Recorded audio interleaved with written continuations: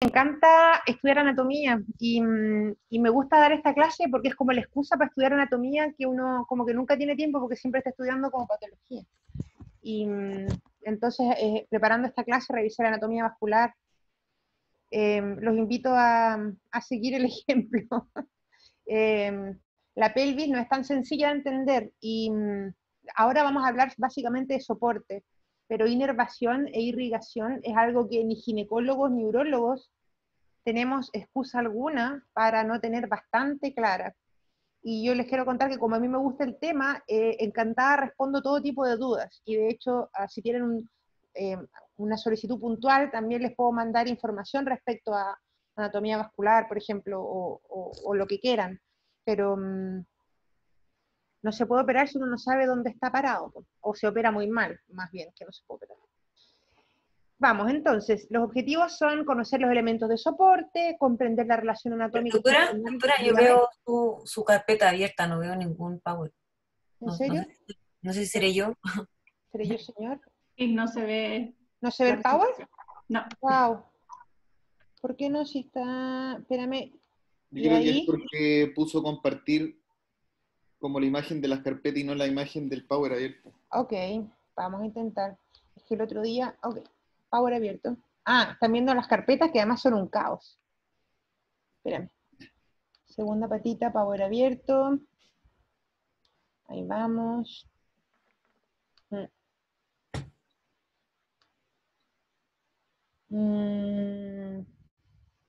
Y aquí estoy en aprieto, espera.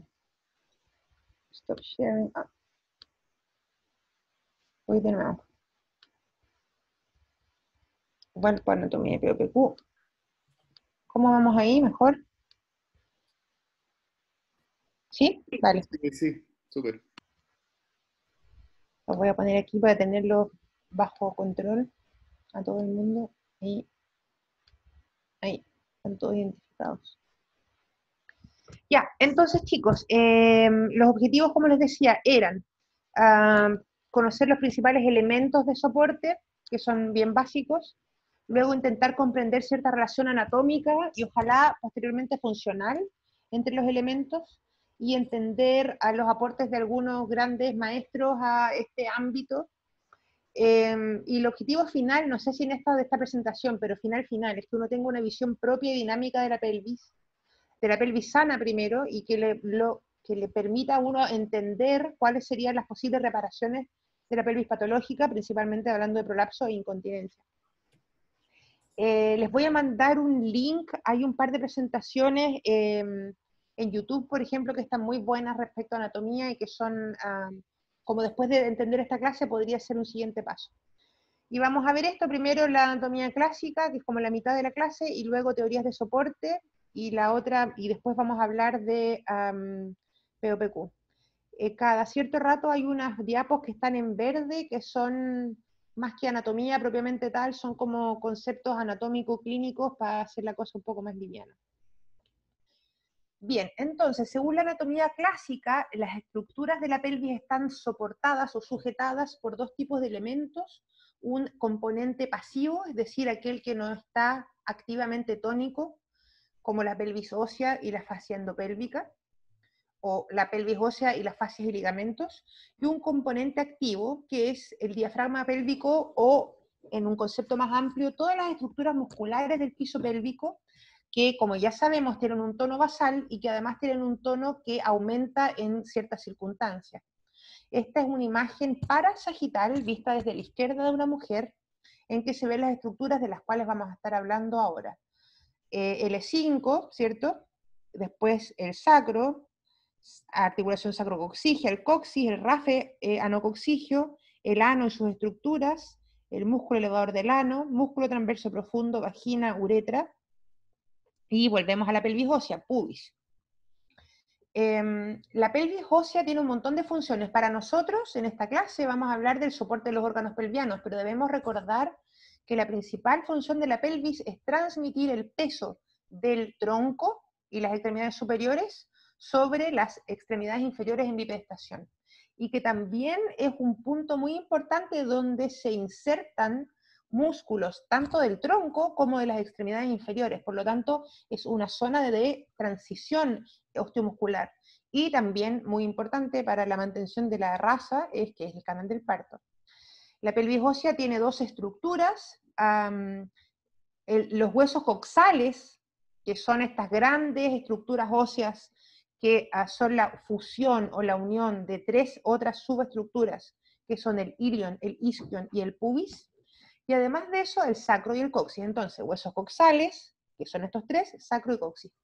Tiene dos articulaciones, la articulación sacroiliaca, que en su segmento más anterior es sinovial, perdón, y en su segmento más posterior es una articulación fibrosa. Es una articulación muy importante, es la articulación de la bipedestación, porque si ustedes se fijan, en esta articulación, que tiene una posición oblicua bien compleja, es donde se transmite realmente el peso de la columna hacia las extremidades inferiores.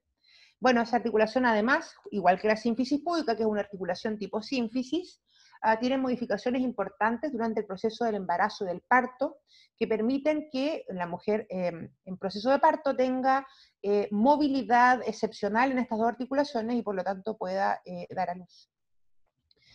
Esta es una nota clínica que sería la primera y la imagen quirúrgica que está al lado derecho de la pantalla no corresponde propiamente a una TOT, pero es como si fuera. Y quiero que noten qué está tocando esa persona que está haciendo el examen clínico. ¿Qué músculo está tocando? ¿Qué tendón está tocando? ¿Han visto esa posición, no? ¿Del autor Magno? El aductor magno, correcto. El aductor magno lo vimos en TOT porque es un elemento a evitar en el pasaje de la aguja, sobre todo la aguja que pasa de adentro a afuera.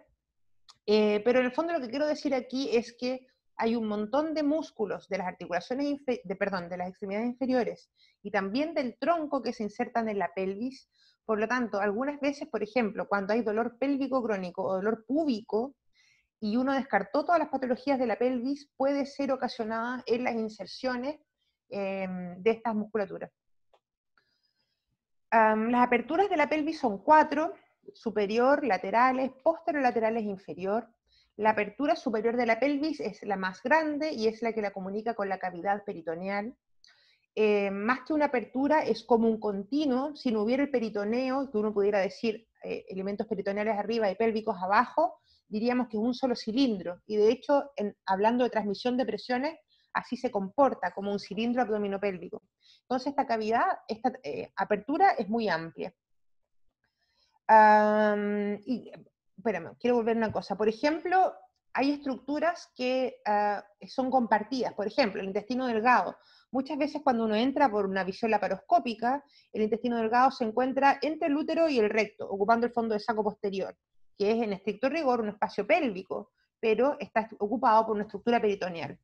Entonces, esta es una cavidad dinámica, esta es una división, digamos, dinámica, y en algunas situaciones, por ejemplo, el caso de enterocele, el intestino delgado puede llegar varios centímetros por fuera del introito. Las estructuras laterales de la pelvis pasaban, pero sin pena ni gloria, hasta 2001, en que Delorme describió la TOT. Corresponde básicamente al agujero obturador y está ubicada entre el isquion y el pubis, ¿cierto? Isquion y el pubis. Está casi completamente cerrada por el músculo obturador externo y por la membrana obturadora o obturatriz, y tiene un pequeño canal que está en su angulación posterior-superior para el canal obturador por donde pasan arteria, nervio y vena obturadores. La apertura posterolateral de la pelvis también son un poco menos estudiadas, son un poco más estudiadas ahora, como muestra ese monito que buscamos nosotros hacer suspensión al ligamento sacroespinoso, pero corresponde entonces a los forámenes isquiáticos mayor y menor, que están divididos, como ven en la imagen de abajo, isquiático mayor, isquiático menor, divididos por el ligamento sacroespinoso y sacrotuberoso. Son dos ligamentos bastante importantes, bastante fibrosos y sólidos, sobre todo el sacro tuberoso, que como dice su nombre, se inserta en la pared lateral del sacro y en la tuberosidad isquiática, y el sacro espinoso, que se inserta en la cara lateral del sacro y en la espina ciática. Aquí tenemos entonces la palpación clínica del ligamento sacroespinoso, intentando evitar la espina y buscando un punto seguro para pasar un punto para suspensión sacroespinosa del compartimento apical. Y esta es una visión un poquito más real de la pelvis, ya un poco más armada. Si tuviéramos más tiempo los podría torturar un poco con la anatomía vascular, porque como lo decíamos deberíamos saber, pero aquí tenemos el ligamento sacroespinoso y tenemos las estructuras básicamente de la arteria hipogástrica o ilíaca interna. Esta es una arteria variable, ¿cierto? Que puede estar un poquito más arriba o un poquito más abajo. Si alguien se sabe el nombre me lo puede decir. Y es la que podría comunicar cuando uno hace una ligadura hipogástrica, por ejemplo, para evitar el sangrado, ya sea uterino o vesical, podría revascularizar desde estructuras aórticas hacia toda la toda la zona irrigada por la hipogástrica, y es por eso que si uno quiere hacer una ligadura hipogástrica para disminuir el sangrado pélvico, tiene que ser más distal. Bueno, aquí está el sacroespinoso, la espina isquiática, y aquí está esta estructura que es una de las que no queremos lesionar, que es, ¿alguien me puede decir? Este canal, arteria, vena, nervio, están todos muy pasivos. Pudendo, ¿cierto? Pudendo. Pasando por el canal de Alcock, tiene una estructura muy especial el pudendo, imagínate que sale de la pelvis y vuelve a entrar, es muy loco.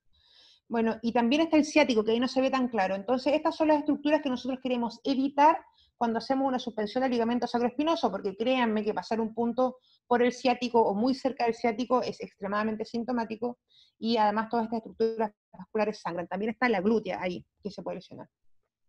Y esta sigue siendo entonces una nota clínica. Este es un instrumento que se llama capio, que no es más que un pasador de sutura, y este doctor o doctora fue muy adecuado en tomar distancia de la espina al pasar este punto, porque si hubiese pasado justo en el sacroespinoso a nivel de la espina, tiene riesgo de lesión vascular y neurológica. Esta es una vagina extremadamente larga y es una cúpula, e hizo una suspensión unilateral sin malla. Vamos a hablar de suspensiones apicales la próxima semana. Y la apertura inferior de la pelvis es donde todos nosotros trabajamos junto a la membrana perineal o al músculo transverso profundo. Esta estructura inferior forma el hiato urogenital. Es una apertura en forma de U, ¿cierto?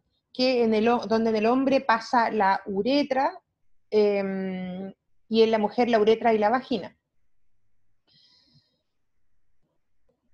Cuando uno habla de ligamento, por lo menos a mí me pasa que cuando me dicen ligamento, yo me imagino este tipo de estructura, una estructura bastante firme, bastante fibrosa, y que está en relación a dos huesos con una importante movilidad entre ellos, como los ligamentos de la rodilla u otros ligamentos que uno está acostumbrado a estudiar. Bueno, en la pelvis los ligamentos son bien diferentes, y hay varias maneras de estudiarlo, los vamos a ver de manera un poquito más topográfica después, pero ahora los vamos a ver según cómo están originados. Y esto tiene cierto sentido porque según de dónde se originan, tienen cierto comportamiento o cierta utilidad. Los ligamentos que son originados por o desde la fascia endopélvica son tres: los ligamentos cardinales, uterosacros y púo-vesicuterino o pilares vesicales. Los cardinales, los becados de Gine lo deberían conocer muy bien, se extienden desde la pared de la pelvis hacia el útero, o desde el útero hacia la pared de la pelvis, haciendo la suspensión lateral del cuello del útero. Por su borde superior transcurre la arteria uterina y el uréter, por eso por eso lo conocemos bastante bien. Los ligamentos uterosacros también son ligamentos muy fáciles de identificar. Siempre me los imagino por vía laparoscópica o abierta, se extienden desde la cara posterolateral del cérvix hacia los bordes del sacro, y entre ellos queda el recto, y son los que forman el fondo de saco posterior o fondo de saco de Douglas. Los ligamentos púbo-vesicuterino o pilares vesicales son un poco más difíciles de imaginar, son un poco más difíciles de ver porque no son tan sólidos como son el cardinal y el uterosacro, pero son el engrosamiento de la fascia endopélvica que va entre el retropubis y la pared anterior del cérvix. Lo vamos a ver. En esquemas clásicos del Netter, algo sucede que no puedo pasar la diapo, ahí está. Tenemos los tres engrosamientos, vemos que todo esto blanquecino de la pelvis se llama fascia endopélvica, el engrosamiento hacia anterior se llama pilar vesical, el engrosamiento lateral se llama cardinal o McEnroe con su arteria, y el engrosamiento posterolateral se llama ligamento uterosacro. Y aquí tenemos en una preparación cadavérica el útero, ¿cierto? Aquí está el cuerpo del útero, ahí abajo está el cuello, ahí está la vagina, y aquí están los ligamentos uterosacros con su morfología clásica, dándole forma al fondo de saco de Douglas o fondo de saco posterior peritoneal. El ligamento de origen peritoneal de la pelvis es el ligamento ancho. Y si hay un ligamento que es diferente al de la rodilla, es este. Porque es un ligamento en que, no sé si a alguien se le ocurriría pasar un punto para sujetarse, por ejemplo. ¿Se fijan lo diferente? Porque, por ejemplo, el sacroespinoso es un ligamento firme, que uno le pasa un punto y ancla el útero o la cúpula. Pero el ligamento ancho es como de hecho es una hoja de peritoneo que da la vuelta a la tuba y baja, y entre medio tiene tejido areolar, y algunas estructuras no menores como veíamos anteriormente en su cara inferior, entrando al McEnroe o cardinal, el uréter y la arteria uterina. Es un ligamento muy laxo y por lo tanto no sirve para fines de suspensión. Sin embargo, es un elemento muy importante porque divide la pelvis en pelvis anterior y pelvis posterior, y también es muy importante para aprender a ubicarse. Es muy sencillo, sobre todo por vía abdominal o laparoscópica, identificarlo, y una vez que uno lo identifica, lo puede seguir y entender. Entender dónde está el redondo, entender dónde está el ovario, entender dónde está la trompa, seguirlo hacia abajo, entender dónde está la uterina y el uréter.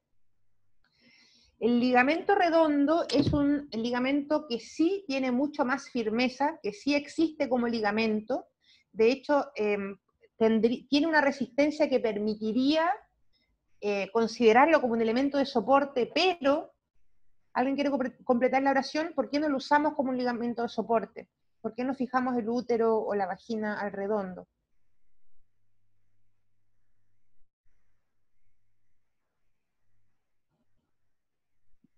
Porque uno de sus extremos está en el útero y el útero no es fijo.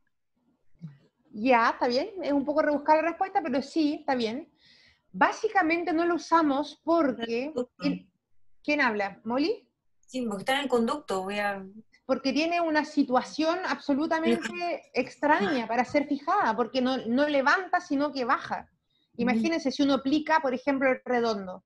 El útero se va hacia adelante y hacia inferior, porque el ligamento redondo es en todo equivalente al deferente del hombre. Por lo tanto, desciende por dentro del conducto inguinal hasta la vulva, hasta el labio mayor de la vulva femenina. Por lo tanto, su orientación y situación no permiten utilizarlos para sujeción.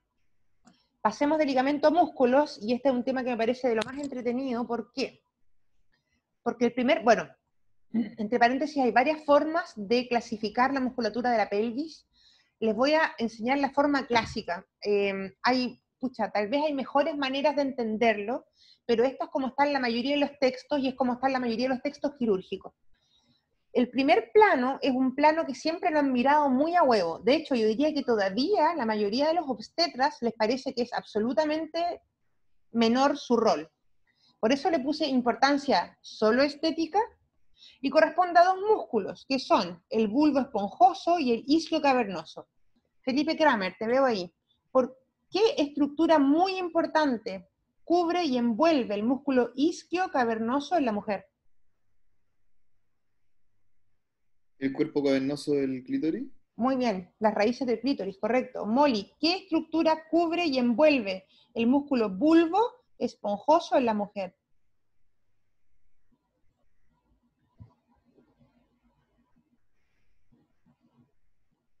Están ahí, son las glándulas vestibulares y, por lo tanto, el introito.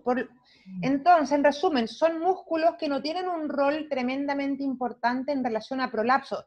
Y digo no tendrían un rol, porque al parecer sí, pero sí tienen un rol absolutamente funcional en la función sexual femenina, en primer lugar. En segundo lugar, en la estética vulvar y en la simetría. Por lo tanto, si usted corta estos músculos para permitir que un bebé que no estaba avanzando progresivamente salga, ok, pero más luego, por favor, los repara, ¿cierto? E intenta, o sea, tener una vulva simétrica no me parece un deseo descabellado, me parece que es súper razonable, incluso después del parto, incluso después de una episiotomía. Y lo último que les quiero comentar de este primer plano que me cae muy bien, es que parece ser lógico que mientras más amplio el hiato, más posibilidades de prolapso, pero antes era como una Idea. Ahora está absolutamente demostrado por el ecografista que estudiamos la clase anterior, que se llama Peter Dietz, que mientras más amplio el hiato, mientras más amplio el diámetro del hiato y la superficie del hiato, más posibilidad de prolapso, en primer lugar, y también más posibilidad de prolapso, posibilidad de recidiva en caso de una cirugía. Entonces, el diámetro del hiato no es menor, y el diámetro del hiato está en parte delimitado por el bulbo esponjoso. Bueno, el segundo plano, que es muy pariente del anterior, y de hecho, si uno los ve en 3 dimensiones, está en el mismo plano, corresponde al músculo transverso superficial, y el músculo transverso superficial va desde la tuberosidad isquiática hasta el cuerpo perineal, y es por eso que lo subieron de categoría, porque tiene un cierto rol de soporte ya, porque levanta y mantiene en su lugar el cuerpo transverso perineal.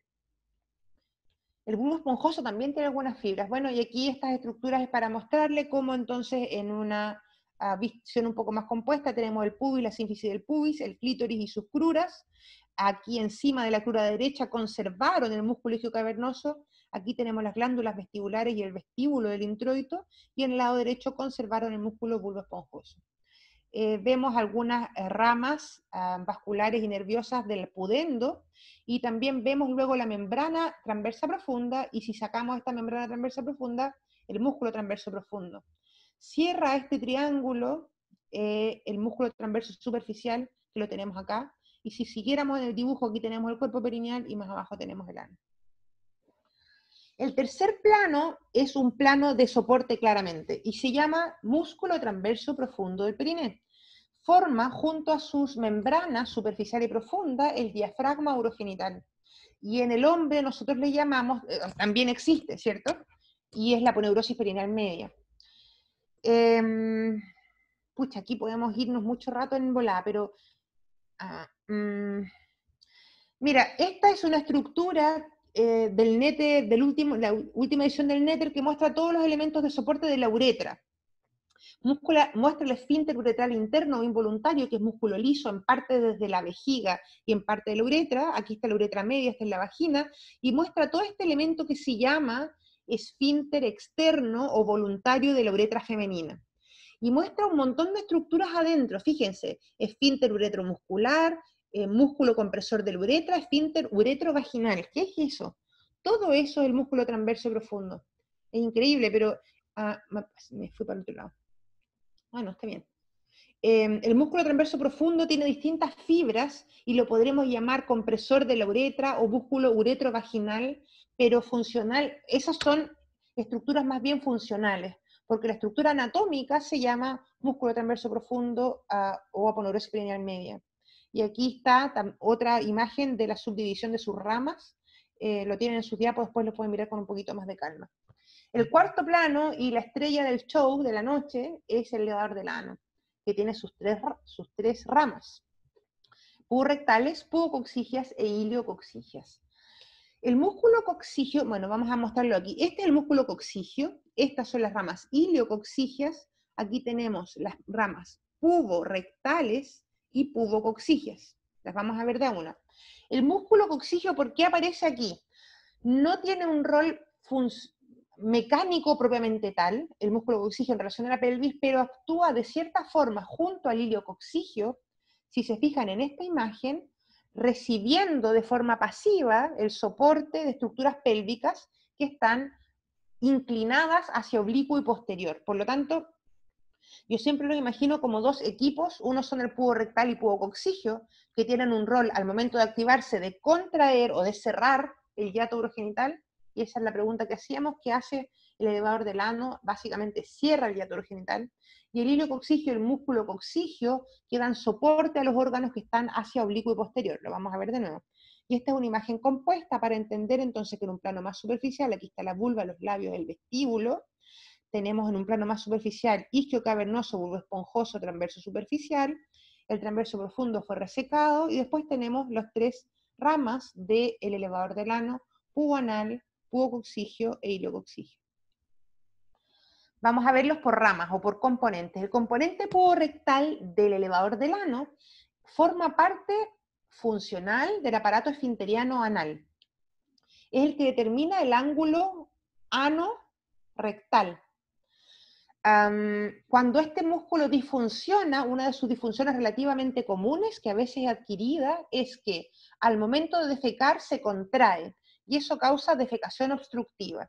Si al momento de tener relaciones sexuales penetrativas se contrae, esto puede causar vaginismo. Entonces el músculo puborectal, como se inserta en el pubis y tiene una forma de cincha, al contraerse lo que hace francamente es movilizar todo el diátomo genital, contraerlo hacia anterior. El segundo elemento, el elemento, espérame, yo creo que pensé que tenía otra diapo aquí. El elemento pubococcigio del elevador del ano, podríamos decir, por su nombre, ¿no? Pubococcigio, que sale del pubis y se inserta en el coxis, o en el rasfe anococcigio. Pero resulta que si uno analiza histológicamente, menos del 50% de las fibras musculares que se originan en el pubis, efectivamente llegan al coxis o al rasfe anococcigio. ¿Qué pasa con las otras fibras? Las otras fibras se fusionan con otros elementos musculares de la pelvis.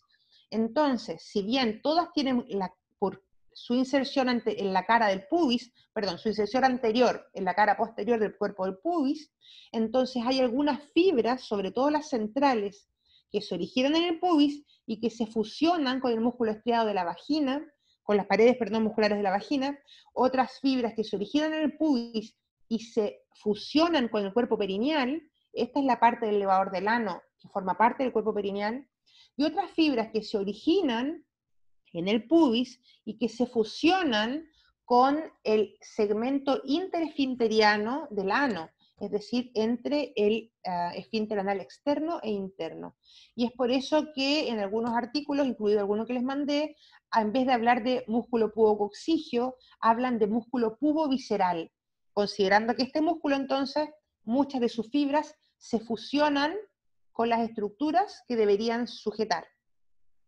Esta diapo me parece interesante, también es de uno de los artículos que le mandé, y muestra cómo están las estructuras de la pelvis en reposo y en valsalva. En reposo el pubococcigio tiene un tono menor, pero si yo hago valsalva, el pubococcigio con su forma de C se contrae hacia el pubis y angula aún más, ¿qué cosa? La uretra, la vagina y el recto. Esto para evitar escapes. El músculo iliococcigio es el que forma el plató de los elevadores, y si se fijan tiene una forma bien diferente a los otros dos, que tienen forma más bien de cincha. Este está un poco más alto, y lo que hace es tener un rol más bien pasivo de soporte. Se origina en el arco tendíneo del elevador del ano, y se unen en el rasfe anococcigio. Y aquí tenemos entonces los dos equipos. El primer equipo, ¿cierto?, que son los que contraen, y el segundo equipo, que es el plató o placa de los elevadores, que son los que soportan. Tenemos aquí el arco tendíneo del elevador del ano, y ahora que nos vamos a empezar a complicar las cosas, yo no sé por qué le ponen nombres tan parecidos a dos estructuras, porque al lado, o muy cerquita del arco tendíneo del elevador del ano, tenemos el arco tendíneo de la fascia endopélvica. Y el arco tendíneo del elevador del ano es la inserción de este músculo, ¿cierto? De este componente, como vimos anteriormente.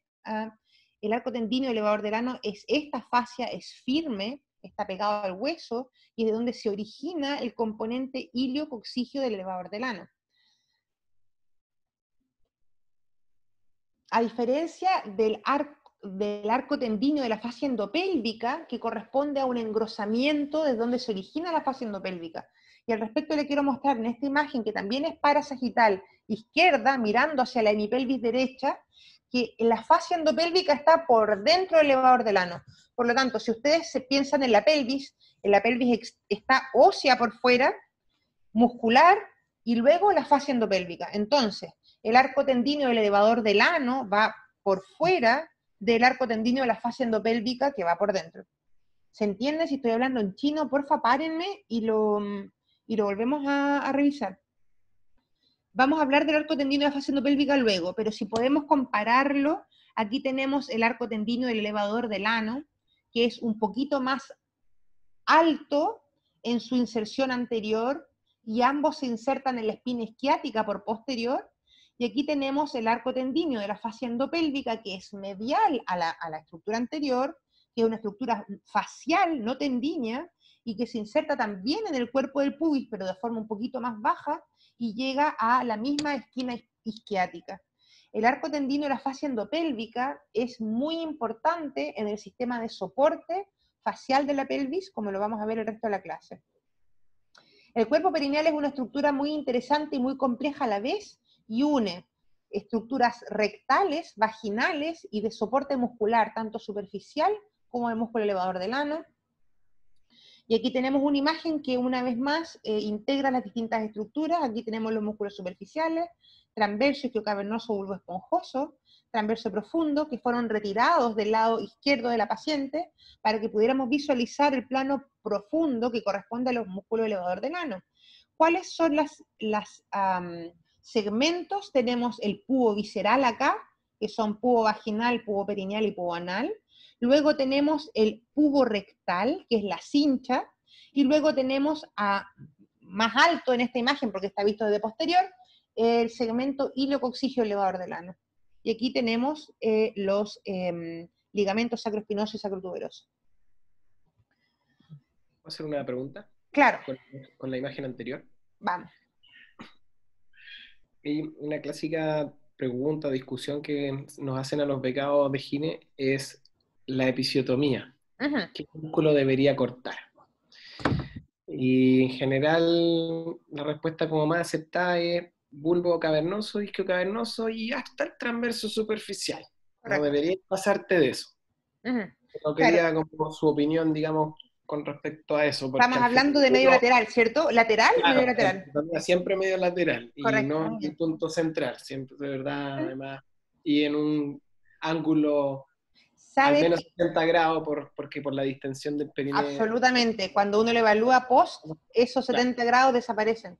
Claro. Pero quería aprovechar de preguntarle su opinión con la imagen. Dos cosas. Uno, que hoy día cuando decía, ¿qué cosas falta? Que no hemos conversado con los chicos. Y yo creo que falta piso pélvico y parto. Vamos a tratar de agregar una última clase al respecto. Tanto la polémica de si parto vaginal o cesárea para protección de piso pélvico, como el piso pélvico durante el proceso del parto, como las consecuencias del parto en el piso pélvico. Bueno, hablé con una persona súper capaz, a ver si me contesta para poder entrar un poquito más profundo en ese tema, porque la verdad uno da por hecho que lo ven en obstetricia y la verdad es que no. No debería llegar al isquio cavernoso, a mi opinión. Yeah. El isquio cavernoso está bastante escondido en la rama isquiopubiana. Yeah. Si llegas al isquio cavernoso con la tijera que metiste por la vagina, porque no estás por fuera, tienes una rama dentro de la vagina y otra afuera, ¿cierto? Si llegas al isquio cavernoso, entonces cortaste la crura del clítoris. Y es una estructura que sangra bastante, es el equivalente a las cruras de los cavernosos para los urólogos. Y nosotros no cortamos las cruras de los cavernosos porque sangran un montón. Además que causan disfunciones sexuales. Bueno, si tú, esta anatomía se modifica bastante en una mujer que está en expulsivo, ¿cierto? Vamos a tratar de hacer otra, como te decía, de verlo en profundidad, pero lo que hay que cortar sí es el bulbo cavernoso y hasta el transverso, en eso estoy de acuerdo, y lo que yo recalcaría al respecto es que luego no sea mala persona, identifique el bulbo cavernoso y el bulbo esponjoso y vuelva a unirlo, ¿cierto? O sea, la estructura muscular es que cortaste ambas. Si cortaste transverso, hay que tratar de unirla, y si cortaste bulbo esponjoso, hay que tratar de unirla. Entre paréntesis, esta imagen tiene un error porque llama bulbo cavernoso a un músculo que se llama bulbo esponjoso. Isquio cavernoso, eso sí está correcto. Doctora, dígame. Con respecto a lo mismo, en el fondo, gracias. ¿Qué transverso o sea, el gine corta en el fondo? El profundo me imagino que sí, pero ¿llega a cortar todo? ¿Transverso superficial, profundo? No, repíteme. ¿Seguimos hablando de episiotomía? Sí. Transverso profundo no, el transverso profundo está, es la rama. ¿Has hecho abordaje perineal alguna vez, Molly, de uretra membranosa, por ejemplo? ¿Has visto? En el hombre. En el hombre, sí. Está, el transverso profundo es el cuerpo perineal, o sea, es la membrana perineal, o aponeurosis perineal media. Está Sí. bien metido adentro de las ramas isquiopubianas, cubriendo la arcada del pubis. O sea, para llegar a cortar ahí tienes que estar bien profundo, ¿sí? La episiotomía no llega tan adentro, o no debería llegar tan adentro. Bueno, entonces sería prácticamente solamente bulbo cavernoso. Sí, sería prácticamente bulbo esponjoso. Ok. O sea, eso. Bulbo esponjoso. Eso. Bulbo esponjoso. Oye, chicos, pucha, ¿cómo vamos de tiempo? Remalpo. Vamos a ver 3 o 4 cosas de las teorías. Las otras diapos las pueden revisar ustedes y vamos a ir a POPQ. ¿Les parece? Bueno.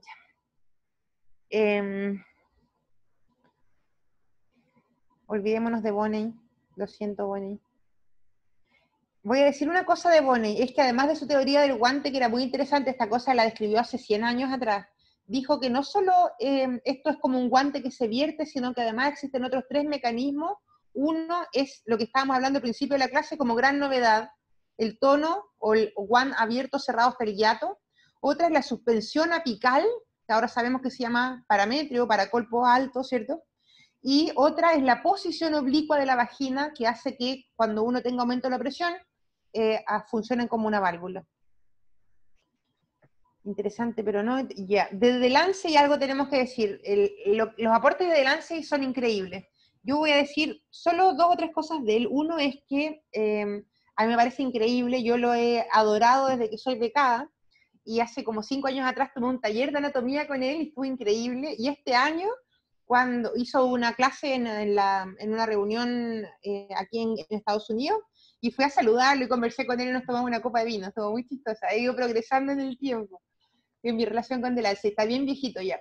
Bueno, Delancey tiene una cosa muy interesante que me parece como científico, como cirujano, como anatomista, es que entiende muy bien, por lo tanto puede ser muy complejo, pero a la vez puede ser muy sencillo, y por otro lado es una persona que tiene lo equilibrado entre la historia y la tradición, y lo moderno y la innovación. Yo lo invito a leer Delancey, porque imagínense que sus primeras publicaciones fueron en el 90, y 30 años después sigue publicando de manera absolutamente novedosa y un tremendo aporte.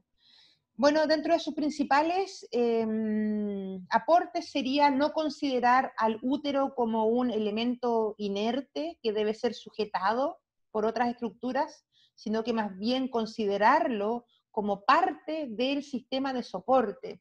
Y esto, a los que becados de Gine tal vez me entienden, cambió la concepción entre que si hay prolapso, obvio se saca el útero, a por favor no saques el útero porque aumenta el riesgo de recidiva. ¿Por qué? Porque el anillo pericervical y el útero y sus estructuras de soporte forman parte crucial del sistema de soporte. Y ahora lo decimos y es como lógico, pero Delancey fue el que partió con esto. Los invito activamente a leer estas diapos, pero que ahora no las vamos a poder ver. Hagamos este ejercicio. Doctora, le hago una pregunta. Dígame, Pipe. Con la misma pregunta, de hecho, del control, la fase endopélvica que va desde la pared vaginal anterior al arco tendíneo, ¿tiene algún nombre en particular o es fascia endopélvica? Me refiero, sé que no es para golpe, pero ¿tiene algún nombre de ligamento especial o es fascia endopélvica como a secas? Ya, mira, vamos a conversar de eso un segundito porque realmente es importante. Bueno, si nos atrasamos 10 minutos, estamos, ¿cierto? No es tan grave. La fascia endopélvica es una estructura realmente interesante y además es realmente importante. Se podría definir como tejido subperitoneal, ¿cierto? Porque si uno saca el peritoneo es lo que está, y es una estructura amplia que rellena la pelvis. Está compuesta por tejido areolar en su mayoría, ¿cierto? Tiene fibras elastinas, tiene fibra colágena y tiene fibra adiposa. Y en la mayoría de sus segmentos no tiene nombre propio porque no es visible, es todo lo que rellena la pelvis. También está ocupando los espacios perivasculares de los vasos que penetran la pelvis, que fueron los que ya vimos.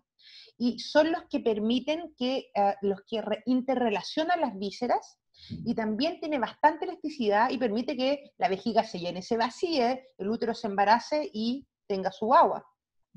Entonces, estas estructuras fascia endopélvica tienen algunas zonas de engrosamiento, donde hay menos tejidos adiposos y más fibrina, y que nosotros la podemos ver. Por ejemplo, yo le pregunto a los becados de Gine, levanten la mano los que han visto alguna vez, de verdad, pero no la han imaginado, han visto el cardinal y el útero sacro. O le han pasado un punto. Dani Cruz, me preocupa que no levanten. Gracias por levantar. Está bien, está bien. O sea, son elementos que existen. No estamos fantaseando, ¿cierto? Uno los ve y dice, ¿tomo el cardinal separado y el útero sacro separado o los tomo todos juntos? No, los tomo todos juntos porque me quedo cómodo la pinza, ¿cierto? Son elementos firmes. De hecho, uno cuando sujeta la cúpula después de una esterectomía vaginal ve que la cúpula se ancla arriba, ¿cierto? Y puede sujetar esos elementos. Bueno, esos son zonas, ambas son fascia endopélvica, que en sus zonas de engrosamiento tienen nombre propio y se llaman cardinal y útero sacro. Y en otras zonas son un poquito más difíciles de ver, pero también existen. ¿Cuáles son estas zonas? La fascia vésico-vaginal o pubocervical y la fascia recto-vaginal. Ambas fascias soportan la vésico-vaginal por anterior, la vejiga, y permiten que la vejiga funcione bien, y por posterior el recto. Y son las que se lesionan cuando tenemos lesiones del nivel 2 de Delancey, ¿cierto? Les voy a mostrar entonces que la fascia endopélvica ancla el útero y la vagina a cada lado, porque se inserta en el arco tendíneo de la fascia endopélvica. Esta es la pregunta que hizo el Pipe. Y el arco tendíneo, perdón, y la fascia endopélvica transcurre por arriba desde el peritoneo y la uterina, y por abajo hasta el músculo elevador del ano. Y tiene dos zonas de engrosamiento bastante llamativos, que son el parametrio y el paracolpos. Esto hace que solo existan movimientos en el eje axial, y no, como decía Bonen, que era como un guante. Si se fijan, no hay izquierdoceles o derechoceles. Solo hay prolapsos por delante y por atrás, porque la suspensión lateral es bien marcada y fija, y normalmente no desciende. Por eso, bueno, esto lo vamos a saltar. Vamos con la fascia de nuevo, esto también lo vamos a saltar, lo pueden ver ustedes.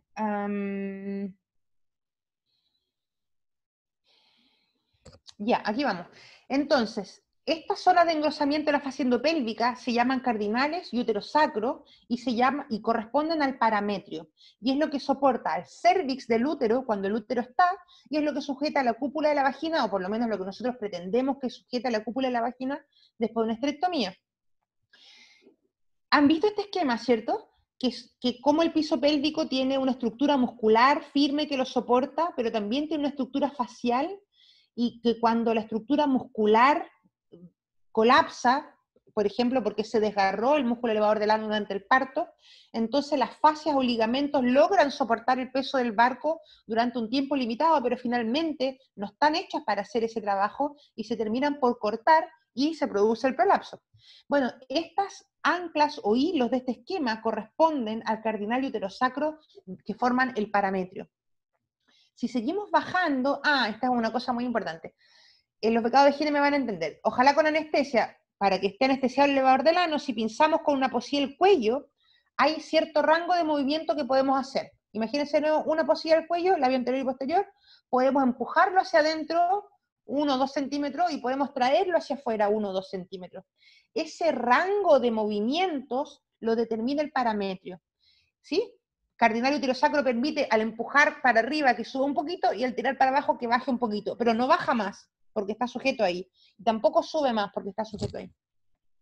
El paracolpo, o también llamado paracolpio, y es un nombre correcto ambos, es el engrosamiento lateral paravaginal de la fascia endopélvica.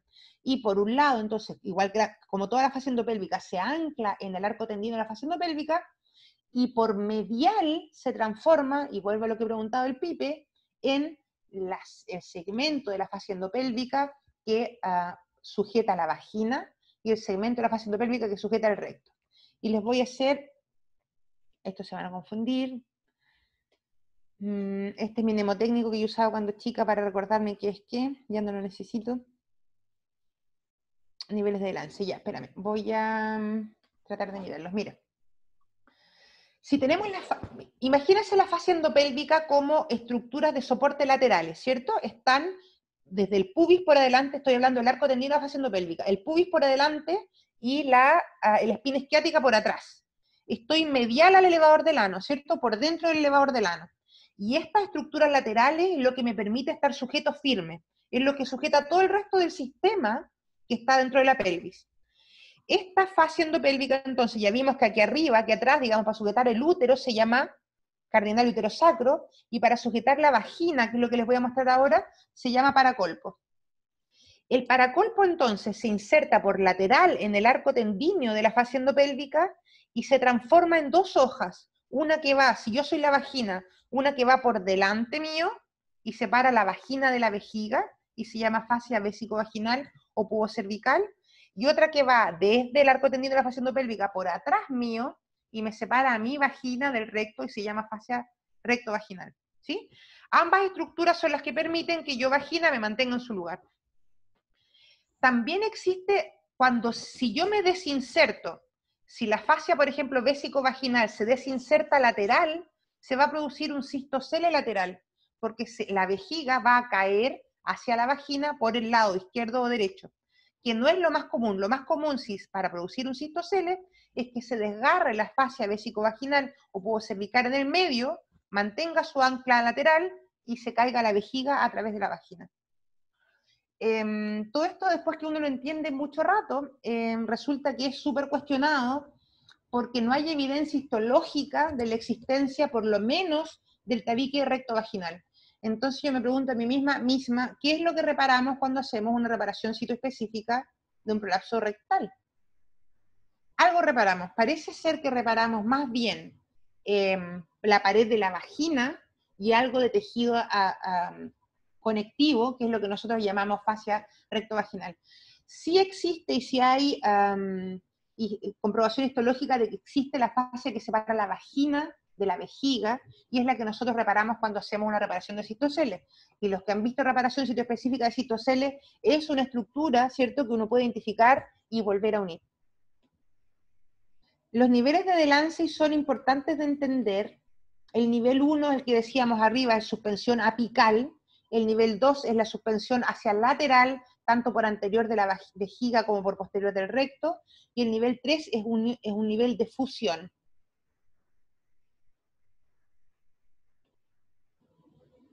Este es un ejemplo de cistocele lateral. Esta es una preparación cadavérica en que aquí está sana, fascia tendínea arco tendíneo de la fascia endopélvica pegada a la fascia endopélvica, y aquí está patológico, arco tendíneo de la fascia endopélvica y la fascia endopélvica prevesical separada, y esta es una imagen de una reparación por vía vaginal de un defecto igual paravaginal izquierdo. Y esto es el prolapso más clásico del prolapso anterior, que es un prolapso central. Arriba tiene una cistografía, es decir, lleno con medio contraste la vejiga, y se ve como la vejiga prolapsa en el centro, y abajo tiene la imagen clásica de un cistocele central, en que no tiene rugosidades, porque la fascia endopélvica está rota, por lo tanto no se conservan las rugosidades.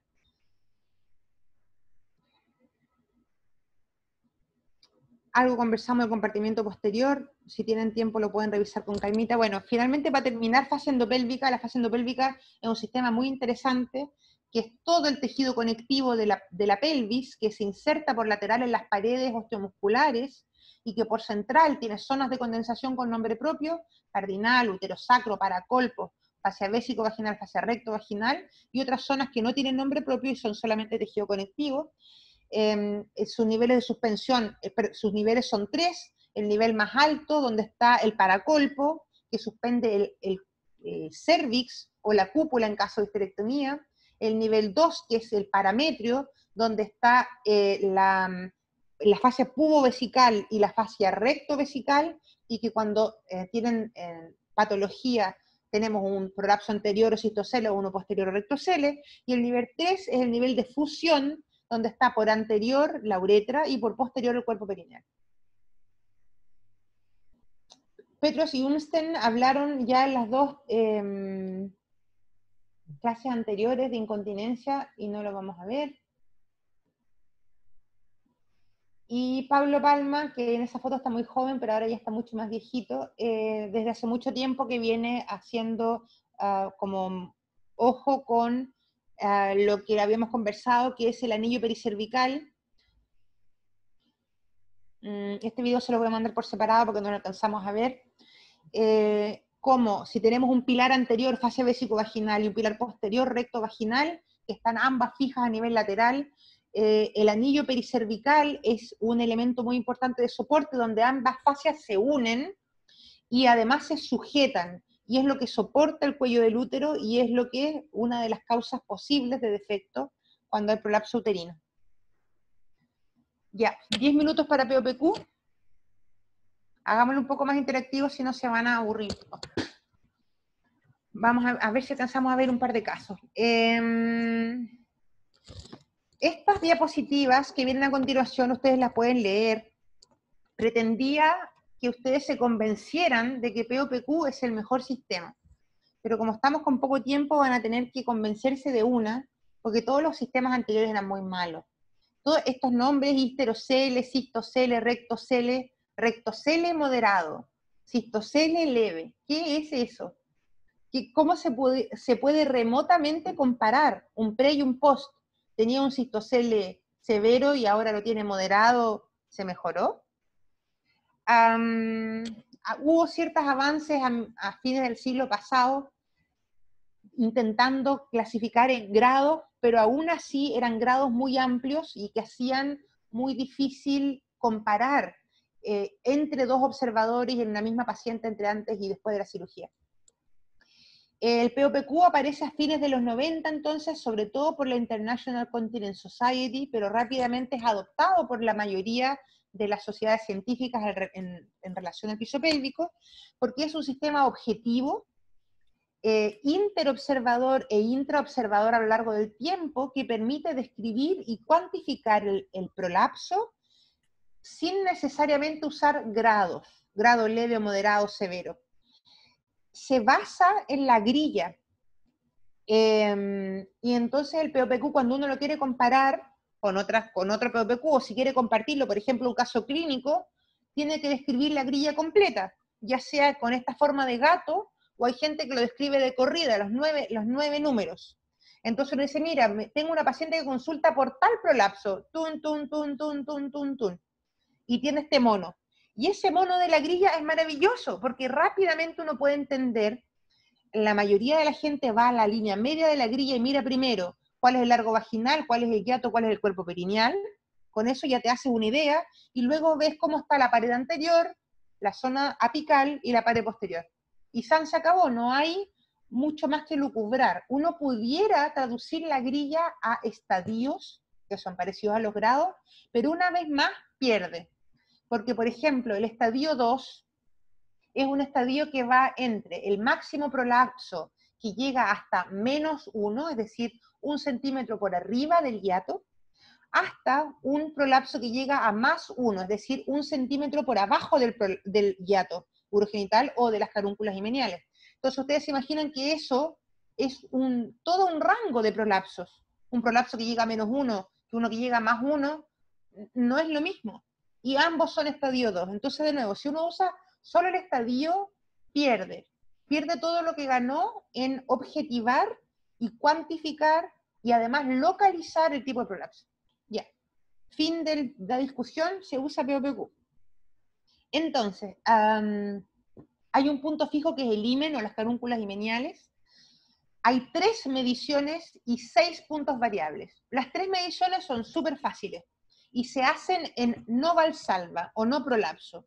Y son mediciones muy sencillas que se hacen o con una regla, o con una baja lengua gordo graduado, o con lo que ustedes estimen. Hay gente que lo hace con un espéculo, con medio espéculo, como ustedes estimen. Pero se hace en centímetros. Y no se hace al ojo porque es diferente 3 y 4 centímetros, ¿cierto? Bueno, entonces, se pone las 3 mediciones, parece que hay una continuación. Y los puntos, que son 6 puntos, son 2 de la pared anterior, 2 apicales y 2 posteriores. Esos sí se miden en máxima valsalva. Vamos a ver si lo tratamos de entender. Entonces, aparece que viene las... Dígame. En el hospital, ¿cómo lo hace? ¿Tiene una regla aparte? No, tengo baja lenguas graduados. Ah, ya. Tienen que ser baja lenguas anchos porque los que son muy delgaditos no sirven, pero en una caja de baja lengua, la Steffi me ayudaba y hacía así, y les hacía centímetros a todos, y uno cuenta 1, 2, 3, 4, 5. Es súper sencillo. no tiene mayor, porque además no necesita ser estéril, Molly. No, Entonces, claro. un bajalengua con rayitas es suficiente. Sí. Ya, entonces, la pared vaginal anterior. La pared vaginal anterior tiene 2 puntos. Si se fijan, estos son puntos que se miden en máximo Valsalva.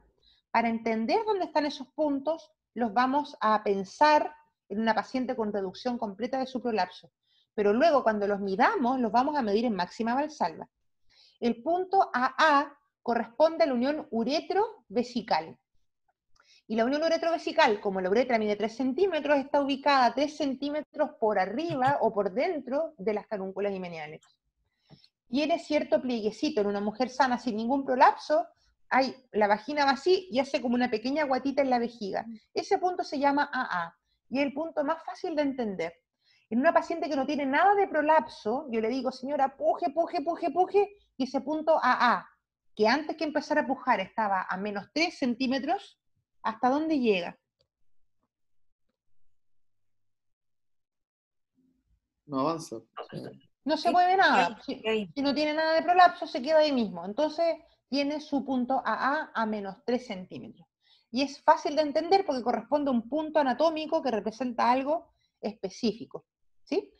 El punto BA, ambos puntos B son más mañosos de entender, porque pretendieron, con la medición del punto BA, representar todo el segmento alto de la pared anterior, también llamado segmento proximal de la pared anterior, y con el punto VP, todo el segmento posterior alto o posterior proximal. Entonces, el punto BA no es un punto que esté ubicado en un segmento específico, como es el punto AA, que está ubicado en la unión uretrovesical, sino que es un rango posible de puntos. Y ahí uno empieza a decir, pero ¿cómo? ¿Cierto? Entonces, el punto B anterior es el punto de la pared anterior proximal que llega más abajo. Eso es todo. Y en una paciente que no tiene nada de prolapso y que entonces puja, el punto de la pared anterior proximal que llega más abajo es el mismo que el punto AA. Les explico de nuevo entonces. El punto BA es un rango de puntos que va desde C, desde el cuello, hasta AA, ¿cierto? Nunca es más bajo que eso porque está definido como una variable entre C y AA, que es el que está más abajo al momento de la máxima Valsalva. Imagínense esta misma paciente, puje señora, puje. ¿Cuál es la parte de esta pared vaginal anterior, apical, que está dibujada en rosado, que llega más abajo? ¿A dónde llega? Ahí, ¿cierto? Llega, vuelve flecha, aquí. Llega a menos 3. ¿Sí? Si la paciente tuviera un prolapso genital completo... Doctora, ¿a qué se refiere con que llegue más abajo? Más abajo, más distal. De este punto rosado, de la línea rosada, Molly. La línea rosada grafica lo que está entre C y AA. De la línea rosada, esta señora está pujando ahora. De la línea rosada, ¿cuál es la parte que está más abajo? ¿Dónde está? ¿En qué punto está? ¿A dónde llegó? En A. El que está más abajo es A. Y por otro lado, si tuviera un prolapso genital completo, el que estuviera más abajo sería C, porque estaría dado vuelta completamente la pared. ¿Sí? Sí, pero ¿por alguna razón podría solamente descender a A? Si tuviera, por ejemplo, un uretrocele o un cistocele muy distal, descendería a A principalmente y menos BA. Pero en el fondo como AA, fíjate, si AA baja a 0, entonces BA También bajo. BA se define como el rango de puntos entre A y C. Por lo tanto, BA siempre anda pillando a AA. Ajá. Si AA baja, el rango de BA baja. Entonces, por ejemplo, no podría ser AA a 0 y BA a menos 3. Si AA está a 0 y BA no baja nada, entonces BA sería 0. Sí. ¿Sí? Doctora, Pipe. una pregunta práctica. Cuando A ver. usted mide el AA, O sea, por ejemplo, una mujer que tiene un prolapso, usted reduce el prolapso y calcula dónde está el AA y después pide que puje, por ejemplo, para ver en dónde quedó el punto. Sí. Porque más que nada me imagino como que medirlo estando en prolapso es un poco más complejo. Sí, de primera sí, Pipe, y siempre que lo enseño, lo marco con lápiz quirúrgico. Ya, perfecto. Entonces, uno reduce el prolapso completo y dice, mira, este es AA. Mira, fíjate, está en -3. Puje, señora, ¡bot! +3. Es súper sencillo de entender. En cambio, el punto BA es difícil entender dónde está hasta que uno no tiene el máximo prolapso. Lo que puede hacer es todo lo contrario. Puje, puje, puje, puje, tiene el máximo prolapso, marco el puntito y ahí lo reduzco para tratar de entender dónde estaba. ¿Te fijas? Pero en el fondo es hasta dónde llega el punto BA.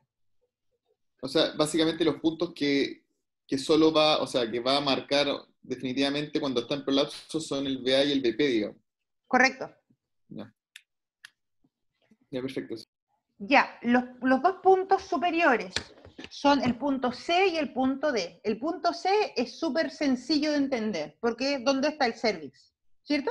Y el cervix está muy arriba en una paciente sin prolapso, depende del largo vaginal total y del largo del cervix, y está completamente afuera en caso de prolapso genital completo. No sé si hay duda respecto a C. Sí, doctora, ¿qué parte del cervix? Porque o el labio anterior, o el orificio, o la parte que más igual desciende. La parte que más desciende, que habitualmente es el labio anterior. Ya. Ahí hay un tema, Molly, que es, por Porque ejemplo, son centímetros. son centímetros. Cuando hay elongación cervical, por ejemplo, ¿qué punto uno debería tomar? Y ahí ese es un caso un poco difícil. Pero la parte que más desciende del cervix, habitualmente el labio anterior. Ok.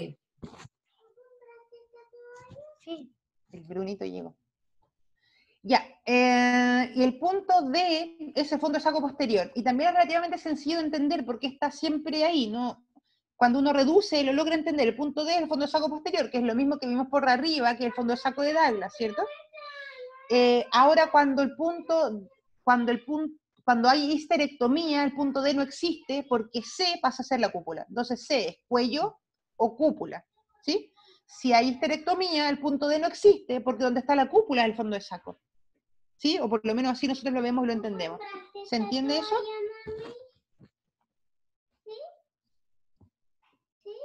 Espérame, volvamos. Entonces, bueno, el punto D ya lo vieron. Ya lo vimos. Vamos a la pared vaginal posterior. La pared vaginal posterior es en todo similar y equivalente a la pared anterior, solo que el punto AP no significa nada. Entonces, cuesta imaginarlo, pero está ahí mismo. Si uno reduce todo el prolapso, o si uno no tiene nada de prolapso, es un punto que está en la pared posterior. Ojo que estas son todas mediciones sagitales. Si hubiera un defecto que es un poco más de un lado que de otro, no está considerado, es una medición sagital.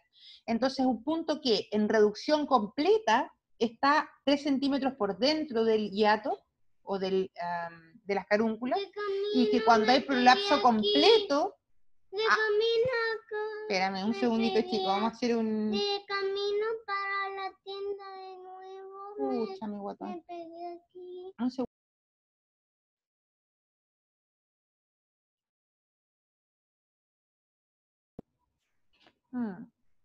No ha visto a la mamá en todo el día, quiere contarle muchas cosas. Ya, entonces, el punto BP, como les decía, el punto AP, como les decía, es un punto que está en reducción 3 centímetros por dentro, y luego le decimos, lo marcamos, Pipe, con un lápiz si quiere, le decimos puje, puje, puje, y vemos hasta dónde llega. Y el rango es el rango que permite la misma carúncula, o el mismo introito. Está aquí, y puede estar aquí, aquí, aquí, aquí, aquí, en 0, más 1, más 2, más 3. ¿Sí? Más 2, más 1, 0, menos 1, menos 2, menos 3. Y el punto BP, igual de complejo que el BA, es un rango de puntos que va entre el punto A posterior y el fondo de saco, y que es el que más desciende, y también se mide en la máxima valsalva. Las mediciones son el regalo, y van en la grilla al medio, y corresponden al hiato genital, que está marcado aquí en verde, que se mide desde la parte posterior del anillo menial al meato. Sí, mi amor, gracias. El largo vaginal total, que se mide también en reducción, no sea, ninguno de estos puntos se mide en valsalva, ¿cierto? Ninguno de estos puntos se mide pujando. se mide hasta el fondo del saco posterior en una mujer que tiene un útero, o hasta la cúpula en una mujer que no tiene útero, y el cuerpo perineal que se mide desde la horquilla posterior hasta el ano. Lo habitual, o lo que se considera relativamente normal, es que el hiato mida 3, el cuerpo perineal mida 3, y el largo vaginal mide lo que tiene que medir. ¿Hay dudas respecto a las mediciones? Dígame. En el dibujo anterior, Ujú. ese, ahí el BP es más largo de lo que sale en el dibujo, ¿cierto? Porque es hasta D. Es ¿o hasta no? D. Sí, está la raya un poco corta, Ah, es ya. verdad. Es un rango completo, claro. No es homologable el BA con el BP. Ya. Sí no es es como hasta- homologable el BA y el BP, ¿por qué? Pero resulta que el BP va entre AP y D, Ya. cuando hay útero, ¿sí? Así Ujú. como el BA va entre AA y C. Ya. O sea, es todo el rango posible de la pared posterior. Es el segmento de la pared posterior apical que más desciende. Ya. Y luego se mide hasta donde más desciende. Es de loco, si esto uno tiene que revisarlo varias veces y entenderlo y luego aplicarlo, y después de eso es gracioso porque llega un momento en que todo se entiende tan claro en que las discusiones son mínimas. Por ejemplo, uno dice que es -2, otro -1, pero no tiene gran ciencia, es más conceptual al principio. Bueno, y se grafican en esta grilla, pues no sé si puse, y este es mi mono que yo usaba cuando no entendía nada. Esta es una vagina, dibujada por mí, ¿no? Esta es la vagina, aquí está la unión uretrovesical que se llama AA, esta es la pared vaginal anterior apical que se llama BA, aquí está el cervix que se marca aquí está el fondo saco posterior que se marca acá, aquí está el punto AP a -3 centímetros en posición sin prolapso, y aquí está el punto BP, que es todo el rango de posibles puntos en la pared posterior alta. Luego, aquí está el hiato, si se fijan, como que en esta grilla corresponde al hiato, y aquí está el largo vaginal total, que va hasta acá, y por eso va acá. Lo único que no funciona en mi mnemotecnia es el cuerpo perineal, que debería ir aquí. Ya, entonces, este es el esquema clásico. Cuando hay un soporte normal, que entre paréntesis más que normal es como de Barbie, porque ¿cómo si uno puja? No va a bajar nada, porque la vagina sigue siendo una cavidad virtual, ¿no? Bueno, está bien, otro día discutimos eso. Entonces, es una paciente que no tiene nada de prolapso, en reposo su punto A está en -3 y en valsalva máxima está en -3. Y su punto B, puja y nada baja tan de forma tal que lo más declive que tiene en la pared anterior apical es el punto BA, que está en -3. El cuello está en -8. El largo vaginal total está en 10. Y aquí podríamos decir que su cuello mide 2 centímetros. No sé si alguien me sigue, porque si el largo vaginal total hasta el fondo del saco son 10 y el cuello está en -8, entonces esta distancia son 2 centímetros. ¿Sí? Sí. Que eso es bastante frecuente, 2 o 3 centímetros. Luego, por la pared posterior, el punto AP en reposo está en -3, le digo puje y no se mueve nada, por lo tanto sigue en -3. Y la pared posterior alta o apical está todo este posible rango de puntos desde D hasta AP, y le digo puje y nada se mueve, por lo tanto el punto más declive es este, -3 también. ¿Sí? Veamos este caso. Mírenlo bien. Es un prolapso gigante. El cuello del útero está acá. ¿Sí? Esta es la pared anterior y está la pared posterior más o menos idem. ¿Cómo sería este prolapso? El punto que está, imagínense, no están viendo el lado izquierdo, están viendo solo el derecho. El punto que estaba, sigan mi flechita, en -3 centímetros cuando yo lo reduje, es decir, la unión uretrovesical, cuando se vierte por completo la vagina queda a +3. ¿Sí? El punto A posterior, que estaba a 3 centímetros por la pared posterior, al vertirse, queda en +3. Y el punto BA, que es qué parte de esta pared es la que más desciende, que en una mujer sin prolapso estaba acá, en una mujer con prolapso, ¿qué parte de esta pared es la que más desciende? Puede ser esta, e incluso podría ser más que C. Bueno, pero no los voy a complicar. El punto que está más declive entre AA y C está acá. En este caso, AA está a +3 y BA está a +8. a la misma altura que el cuello del útero, que está a más 8. El punto B posterior, perdón, A posterior, puje, puje, puje, llega aquí, más 3, y el punto B posterior, que es el rango de la pared posterior apical que desciende más abajo, llega al mismo nivel del cuello del útero. Voy a mostrar la foto anterior, y el punto B anterior está aquí, a más 8, el cuello está aquí, a más 8, y el punto B posterior está aquí, a más 8. ¿Sí? ¿Voy a la otra, doctora? Al monito. Sí, claro.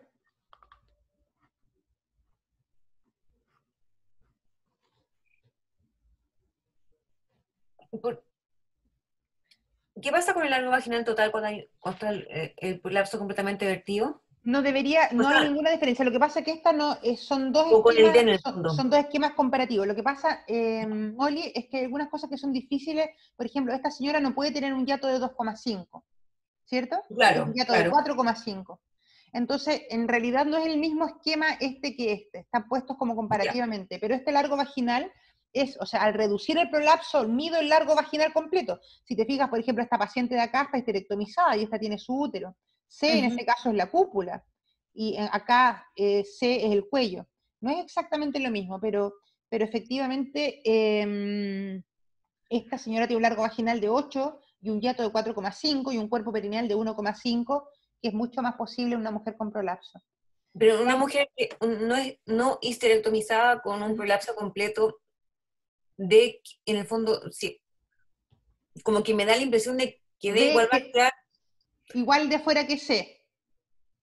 Me da la impresión incluso que sería un poco menos, como que imaginándomelo. ¿Sabes lo que pasa? Es que puede estar en cualquier posición, pues por eso, o sea, cuando hay un prolapso grandote, en el fondo saco posterior puede estar en cualquier posición. Hay que identificarlo y medirlo. Y cuando uno hace una histerectomía vaginal por prolapso, entonces entiende eso, porque el fondo de saco se viene completo con el útero afuera, pero puede estar muy pegadito al OCE, o no tan pegadito al OCE, más cerca de la vagina. Uno hace un jueguito así con el cuello del útero para ver dónde está el fondo de saco posterior. Ahí está. Okay. En este defecto grandote, que es de predominio anterior, tenemos este esquema. Entonces, el punto AA, que normalmente estaba aquí porque es la unión uretrovesical, puje señora, puje, puje, puje, y llega a más 3. El punto BA es el punto de la pared anterior que llega más abajo, y llega acá, a más 6. El cuello está aquí, no baja más que esto, está en menos 2. Este es un defecto solamente anterior. Y un poquito de componente apical. El hiato mide 4,5, el cuerpo perineal 1,5, el largo vaginal total es 6. Y la pared posterior, esto es un poco increíble, porque un tremendo defecto anterior y 0 defecto posterior, pero bueno.